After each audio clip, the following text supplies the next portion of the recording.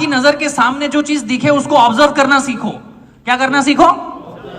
वो नहीं आता है स्पंज, पानी को सोख लेता है, तेल को सोख लेता है, ऐसा आपका दिमाग हो जाना चाहिए, आपकी आंखें ऐसी हो जानी चाहिए, वो हर चीज को नोटिस करे। मैं यहीं से आपको कुछ नोटिस करने की, मैं यहाँ पे ज्ञान देने कम आया हूं, मैं आपको सिखाने आया हूं। एक एंटरप्रेन्योर वही होता है जो 24/7 365 डेज सीखता रहे। एंटरप्रेन्योर की डेफिनेशन क्या है? एंटरप्रेन्योरशिप की डेफिनेशन नहीं कि 10,000 करोड़ का टर्नओवर। एंटरप्रेन्योरशिप की डेफिनेशन ये नहीं कि सेल्फी कितने लोग ले रहे हैं। एंटरप्रेन्योरशिप की डेफिनेशन ये नहीं कि वाहवाही कर रहे हैं लोग। एंटरप्रेन्योरशिप की डेफिनेशन है कि पहले खुद का जुगाड़ कर लो, फिर आस पड़ोस का करो, फिर समाज का करो, फिर प्रदेश का करो और फिर देश का करो। करेक्ट? एंटरप्रेन्योरशिप ये है। घर बेच के तीरथ नहीं होता है। खुद कुछ करोगे नहीं, ज्ञान दोगे तो उससे कुछ होने जाना नहीं है। तो मैं बताता हूं, अब यहां पे आपको क्या नोटिस आ रहा है? अच्छा, मेरी दुकान लगेगी तो मुझे बोल्ड में मेरी दुकान का नाम लगाना है। अगर मेरी दुकान चालू होगी तो मुझे येलो कलर यूज करना है। अगर मेरी दुकान हुई, कहीं पब्लिक स्पीकिंग करना है तो मुझे ये ड्रेस पहनना है। अरे प्रफुल्ल भाई ने ऐसे जूते पहने, आप समझ रहे हो? फिर आपको जो अच्छा लगे वो एक्सेप्ट करके अप्लाई कर देना। करेक्ट?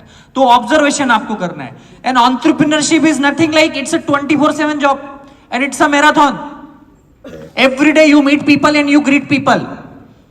तो ऐसे ही मैंने भी अपनी जिंदगी चालू करी, सीखता रहा, बताता रहा। पिताजी के साथ बैठता था, पिताजी के दोस्त आते थे, वो बड़ी बड़ी बातें करते थे, मेरे बिजनेस में ये हो गया, मेरे घर में ये हो गया, मेरी इतनी कुंटल सोयाबीन पकी, इतने गेहूं पके। तो मैं उन कॉन्वर्सेशन का हिस्सा बनने लगा। तो मेरी उम्र के जो लोग बातें करते थे कि वो पिक्चर देखने चले, वो वहां चले, वो सारी चीजें खत्म हुई। तो धीरे धीरे सुपड़ा लग गया।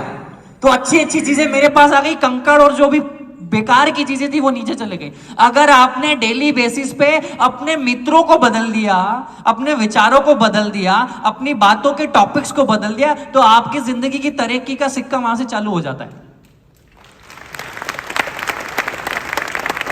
तो ये धीरे धीरे चालू करने किया। वहीं एजुकेशन ले ली, 11th-12th में कॉमर्स किया, बैचलर ऑफ कॉमर्स पढ़ा, साथ में सीएफए पढ़ना चालू किया, लेवल 1 भी क्लियर किया। फिर बीकॉम के सेकंड ईयर के बाद घबराहट चालू हो गई। बहुत सारे लोग स्टूडेंट होंगे ना यहाँ पे, कितने लोग स्टूडेंट है? हाथ खड़े करो तो जरा। बहुत सारे लोग हैं यार। तो इनको BCom first year second year तो समझ नहीं आती, पर थर्ड ईयर सेकंड ईयर में पता चलता है जिंदगी में कुछ करना पड़ेगा। पिताजी से कब तक पैसे मांगे? होता है कि नहीं होता है? डर लगता है ना, घबराहट होती है ना कि पापा से अब अगली बार पैसा किस चीज के लिए मांगेंगे? जूतों के लिए मांग लिया, जीन्स के लिए मांग लिया, टी शर्ट के लिए मांग लिया, पार्टी के लिए मांग लिया, पर आगे क्या? काम तो करना पड़ेगा। तो वही बीकॉम के सेकंड ईयर में घबराहट चालू हो गई कि आगे क्या। तो भाई मास्टर डिग्री एक ऐसी डिग्री है जो आपकी जिंदगी के, मतलब मेजरली इंडियंस की 80-85%, 90% लोगों की आखिरी डिग्री होती है और उसी के भरोसे उनका जिंदगी टिका होता है। करेक्ट? कि एमबीए कर लूंगा तो नौकरी मिल जाएगी, लग जाएगी, एमबीए कर लूंगा तो ये हो जाएगा। पर होता नहीं है, ये हमको पता है। होता है क्या?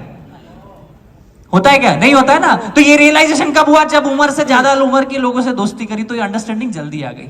तो मेरे को पता चल गया कि कुछ होगा नहीं, फिर भी कोशिश करी। कैट जीमेट की 2 साल प्रिपरेशन करी, 82-83 परसेंटाइल तक गए। पर भैया बड़े बड़े जो कॉलेज है उनमें तो 95 परसेंटाइल चाहिए, 98 परसेंटाइल चाहिए। तो क्या करे, बाकी जिसके नहीं आए मर जाए? ऐसा थोड़ी हो सकता। तो घूमना चालू कर दिया भारत। 19 साल की उम्र का था, ट्रकों में, बसों में हाथ देके भारत घूमना चालू कर दिया। बहुत अच्छा लगा घूमना, लोगों से मिलता था, क्या खाते हैं, क्या पीते हैं, आपका नाम क्या है, आपके पिताजी क्या करते हैं, मामा जी क्या करते हैं, काय का धंधा है, व्यापार कैसे करते हैं, ऐसे सवाल पूछने लग गए। तो क्या दूसरी सीख है यहाँ पे कि सवाल पूछना चालू करो। आज के बच्चों को देखता हूं, रिश्तेदार आते तो भाग जाता है घर में से। कोई मिलने आता है तो अरे क्या करूंगा इससे बात करके, मेरा क्या फायदा। अगर हर चीज में फायदा देखने लग गए मतलब आपका विनाश चालू हो गया है। हर चीज में फायदा अगर देखने लग गए हो कि इससे मिलके क्या मिलेगा, ये मेरे को कोई पैसे थोड़ी दे रहा, ये मेरे फॉलोअर थोड़ी बढ़ा रहा, ये मेरी जिंदगी में कुछ कर थोड़ी रहा, मेरे को क्या फायदा, मेरे को क्या फायदा, मेरे को क्या फायदा के चक्कर में सबसे बड़ा नुकसान हो रहा है जिंदगी में। ये फिल्ट्रेशन का बात है कि अब ज्यादा से ज्यादा लोगों को मिलते और फिर तब अच्छा इससे अगली बार नहीं मिलूंगा, पहली बार तो मिलो तब तो पता चलेगा। तो ये करना चालू किया, अहमदाबाद चले गया, हैदराबाद घुमा, चेन्नई घुमा, चंडीगढ़ घुमा, गुड़गांव घुमा। 19 साल की उम्र की बात कर रहा हूं मैं, 19-20 की उम्र का था मैं तब। तो अहमदाबाद अच्छा लगा मुझे, वहीं रुक गया मैं 1.5-2 महीना। एक फेसबुक पे फ्रेंड बना था, हम तो गांव किसानी के, हम तो गांव किसानों में बड़े बड़े, तो वहां पे कोई बड़े उम्र के दोस्त भी नहीं थे, मतलब बड़े पैसे वाले कोई दोस्त भी नहीं थे हमारे गांव में। तो एक फेसबुक पे फ्रेंड बना, तो उससे मैंने उसकी पल्सर गाड़ी ले ली और फिर पूरा अहमदाबाद घुमा 1.5-2 महीने। बहुत मजा आया घूम के। अरे व्यापारिक क्षेत्र है, हम किसान के बेटे हैं, वहां पे व्यापार करते हैं, मेरे जैसे लोग मिले जो कुछ करने वाले स्पिरिट वाले लोग थे। तो 1.5 महीने के बाद समझ आया कि आप क्या पेट्रोल तो जला लिया 4-5 हजार का, काम तो करना पड़ेगा ना। तो मैकडॉनल्ड्स में गया, 4 मैकडॉनल्ड्स में गया, 4 मैकडॉनल्ड्स में गया कि मैं बीकॉम पास हूं, मैं ये करता हूं। तो वो मैनेजर भैया ने नौकरी नहीं दी। उसको ऐसा लगा कि कल को ये प्रमोट हो जाएगा क्योंकि वेल एजुकेटेड और मेरी नौकरी खा जाएगा। तो 5वें मैकडॉनल्ड्स में जाके बोला, सर मैं 10वीं पास हूं, मेरे को नौकरी दे दो। कभी कभी झूठ बोलना भी पड़ता है। तो उनने नौकरी दे दी, 37 रुपए घंटे में वेटर की नौकरी करी 5 महीने मैकडॉनल्ड्स में। क्यों मैकडॉनल्ड्स में करी? एक ही रीजन था कि अमेरिकन क्या करते हैं। जेफ बेजोस ने भी वहां भी नौकरी करी। तो यहाँ पे क्या सीख है? अगर जिंदगी में समझ नहीं आ रहा है कि क्या करे, तो ये समझ लो कि जो जिस आदमी को आप सक्सेसफुल समझते हो ना, उसकी आदतों को कॉपी पेस्ट भी कर लोगे ना, कहीं तो कहीं पहुंच ही जाओगे। अगर जिंदगी में आप कंफ्यूज हो, आपको लग रहा है कि क्या करूं, तो किसी को तो अपना आदर्श मानते होंगे ना, किसी को तो अपना आदर्श मानते होंगे। विवेक सर को मानते होंगे कि मैं सक्सेसफुल मानते होंगे, मानते हो कि नहीं मानते हो? अपने आस पड़ोसी वाले किसी माहेश्वरी अंकल को सक्सेसफुल मानते होंगे ना, किसी जैन अंकल को सक्सेसफुल मानते होंगे ना, किसी शर्मा अंकल को सक्सेसफुल मानते हो ना। वो जैसा खाता है वैसा खाओ आज से, वो जैसे कपड़े पहने वैसे कपड़े पहनो, वो जैसा चले ऐसा चलो, वो जैसा हाथ मिले ऐसा हाथ मिलाओ, वो जिन लोगों से मिले वहां तुम बैठो। अपने आप 90% सक्सेस तुम्हारी आ गई भैया। तुम ऐसे कोई माया जाल में हो कि कोई ऐसी जादू की छड़ी मिले, विवेक सर का 6 घंटे का सेशन ज्वाइन कर ले तो सक्सेसफुल होंगे, तो तुम भैया गलत जगह बैठे हो। समझ देर से आएगी मेरे को लगता है।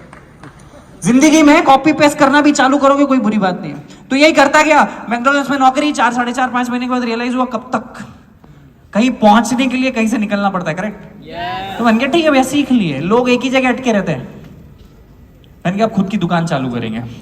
तो उस समय अगर मैं होता, आपकी जगह कोई और, मेरी जगह कोई और होता, तो वो पापा से 10-15 लाख रुपए लेता, दुकान डालता। तो मैंने कहा नहीं यार, मैं संघर्ष करूंगा।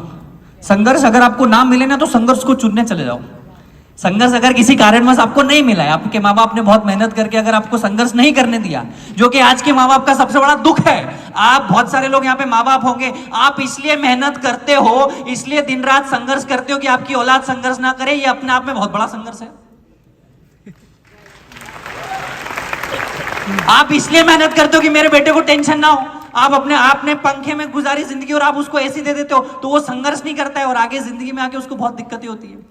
तो ये रियलाइजेशन मुझे हो गया। मैंने कहा मैं संघर्ष आया नहीं मुझे मजबूरी में, मैंने संघर्ष चुना है कि मैं ठेला डालूंगा।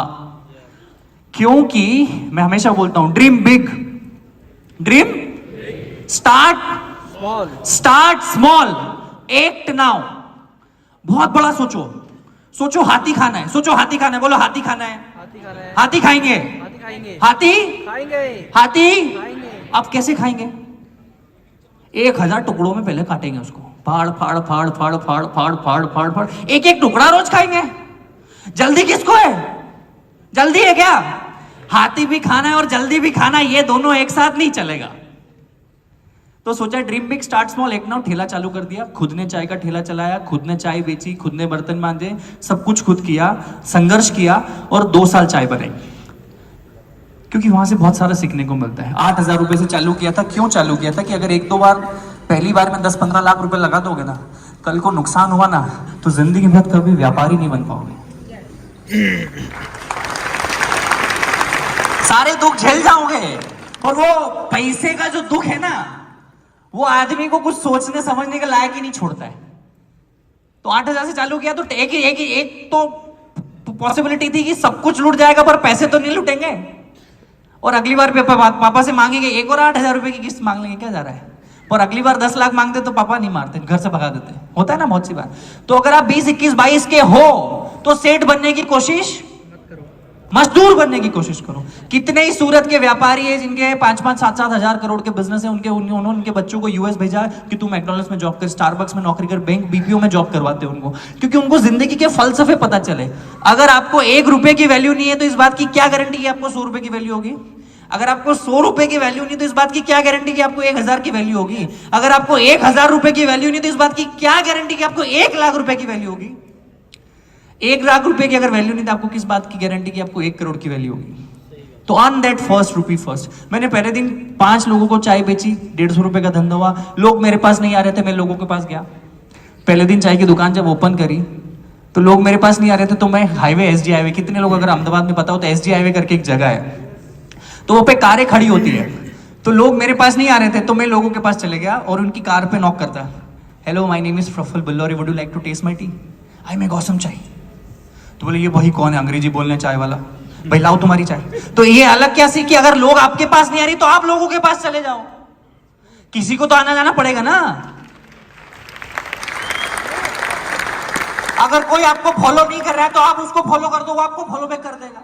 अगर कोई आपको अपना नंबर नहीं दे रहा है तो आप उसको नंबर दे दो, वो मिस कॉल तो देगा। कोई अगर आपसे हाथ नहीं मिला रहा है तो आप हाथ बढ़ा दो, आपको हाथ बढ़ाएगा तो सही। कोई आपको शादी में नहीं बुला रहा तो आप यूं ही चले जाओ, वो यूं बोलेगा यार भूल गए, तेरी पत्रिका तो लिखी हुई थी यार पर देना भूल गया, वो झूठ बोलेगा पर आपको नीचा नहीं दिखाएगा, मेरी गारंटी है। क्या बोलेगा वो, यार भैया आपको तो बुलाया था, वो पत्रिका घर ही रह गई, भले उसने आपको नहीं बुलाया। सो ये है कि लोग अगर आपके पास नहीं आ रहे तो आप लोगों के पास चले जाओ, ईगो शुड बी जीरो। कितना ego should be zero, and it's most like अगर पीपल आपको अप्रोच नहीं करे तो आप लोगों को अप्रोच करो।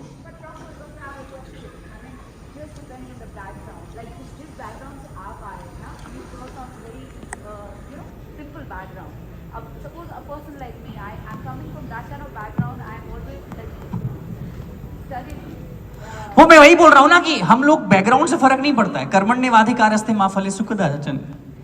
आज अगर दुनिया के सबसे अमीर आदमी जेफ बेजोस है, उनको तो काम करने की कोई जरूरत नहीं है, उनके आने वाली 10 जनरेशन में कोई पैसा मिलेगा, फिर भी वो काम कर रहे हैं।